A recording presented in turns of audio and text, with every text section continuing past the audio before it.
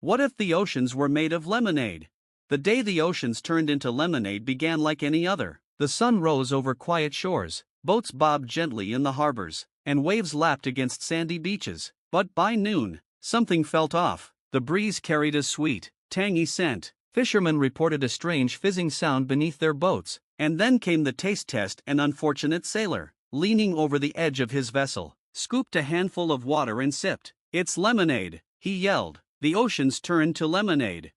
At first, no one believed it, but the news spread fast. Reporters dipped microphones into the waves, children filled buckets with the golden liquid, and governments scrambled to issue statements. Within 48 hours, the scientific community confirmed the impossible. Every drop of seawater had chemically transformed into carbonated lemon-flavored liquid, slightly sweet, with just the right amount of fizz, sugar content, 8%, acidity level, mild, but enough to sting your eyes. And the most baffling part, marine life was still alive.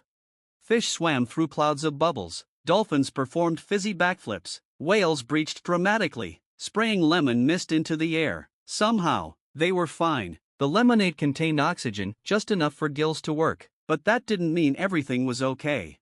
Shipping halted, saltwater engines failed instantly, naval submarines floated to the surface, unable to operate in the Sugary Sea. Desalination plants, once heroes in dry regions, clogged with syrup. Worst of all, the world's climate began to change. Without salt, the ocean's density had shifted, currents slowed, and storms grew unpredictable. Hurricanes frothed with citrusy foam. Rain no longer tasted like water, it was lemonade, falling in sticky droplets that coated cars, crops, and clothes. Agriculture suffered. Bees were confused, crops drowned in sugar. At first, humanity celebrated. Children played in the waves with straws. Beach bars flourished, selling fresh ocean mojitos. Tourists swam in the Mediterranean with inflatable lemons, the world's largest soft drink. Newspapers declared. But within weeks, the novelty wore off. Clothes stuck to skin. Seagulls became hyperactive, fighting over sugary crusts. Jellyfish bloomed out of control, thriving in the altered pH. And every time it rained, it left a sticky residue that attracted ants the size of thumbs. Nations convened. Scientists worked around the clock to understand the transformation. Some blamed climate change, others suspected divine intervention or a prank by a superintelligent AI. Theories ranged from alien experiments to rogue nanotechnology, but no one had answers. And worse, no one could undo it.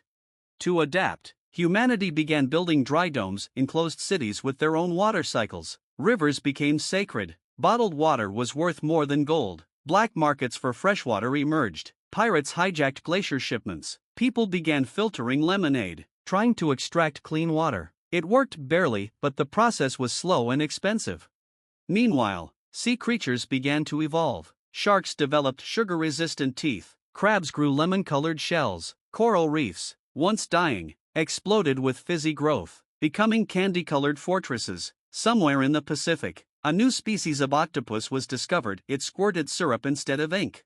Then, something even stranger happened. In a remote part of the Indian Ocean, a small boat discovered a patch of water, real, salty water surrounded by lemonade. It was cold, deep, and seemingly untouched. Scientists raced to the site. They called it the core. Perhaps, they said, it was the original ocean, the last remnant of Earth's true sea. A plan was formed: extract it, clone it, and slowly reintroduce real water to the planet.